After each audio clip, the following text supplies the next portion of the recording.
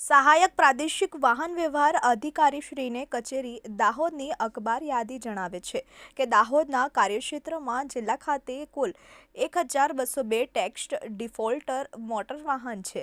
Gujarat motor વાહન અધિનિયમ 1958 તેમજ તે અંતર્ગત બનેલા નિયમો મુજબ બાકી રહેલા રોડ ટેક્સ પર દર માસે 1.5% વ્યાજ લેવા પાત્ર થાય છે। ARTO દાહોદ કચેરીના એન્ફોર્સમેન્ટ અધિકારીઓ દ્વારા ટેક્સ વગર ફરતા મોટર વાહન ડિટેઇન કરવામાં આવી રહ્યા છે। ગત સમયમાં 105 જેટલા મોટર વાહન ડિટેઇન કરી 8 મોટર વાહનની હરાજી કરી સરકારી માલિકીના કરી દેવામાં આવેલા છે।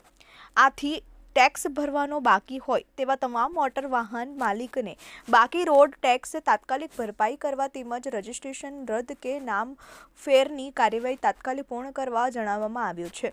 આગામી દિવસોમાં બાકી રહેલ મોટર વાહન રોડ ટેક્સ સંબંધિત મોટર વાહન માલિકની પ્રોપર્ટી પર બોજો નાખવાની કામગીરી તેમજ રોડ ટેક્સ ભરપાઈ કર્યા સિવાય રોડ પર ફરતું પકડાશે તો ડિટેઇન કરી હરાજી કરવાની પ્રક્રિયા હાથ ધરવામાં આવનાર છે, જેની તમામ મોટરિંગ પબ્લિકે નોંધ લેવી।